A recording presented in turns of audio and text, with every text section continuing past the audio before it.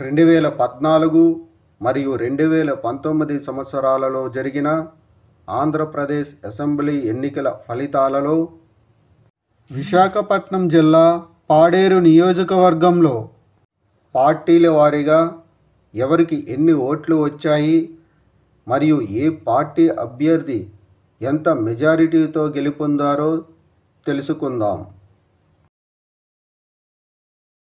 ముందుగా 2014 సంవత్సరంలో జరిగిన ఆంధ్రప్రదేశ్ అసెంబ్లీ ఎన్నికల్లో విశాఖపట్నం జిల్లా పాడేరు నియోజకవర్గంలో వైఎస్ఆర్ కాంగ్రెస్ పార్టీ అభ్యర్థి గిడ్డి ఈశ్వరకు 52,384 ఓట్లు, సిపిఐ పార్టీ అభ్యర్థి గొట్టేటి దేముడుకు 26,243 ఓట్లు, కాంగ్రెస్ పార్టీ అభ్యర్థి పసుపులేటి బాలరాజుకు 21,086 ఓట్లు, బీజేపీ పార్టీ అభ్యర్థి లోకుల గాంధీకు 17,029 ఓట్లు వచ్చాయి.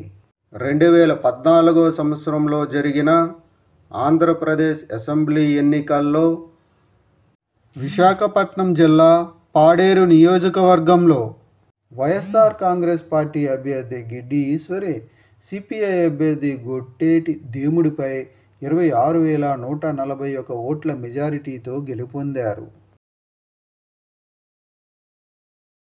2019 సంవత్సరంలో జరిగిన ఆంధ్రప్రదేశ్ అసెంబ్లీ ఎన్నికల్లో విశాఖపట్నం జిల్లా పాడేరు నియోజకవర్గంలో వైఎస్ఆర్ కాంగ్రెస్ పార్టీ అభ్యర్థి కొత్తగుల్లి భాగ్యలక్ష్మికు 71,153 ఓట్లు, తెలుగుదేశం పార్టీ అభ్యర్థి గిడ్డి ఈశ్వరకు 28,349 ఓట్లు వచ్చాయి.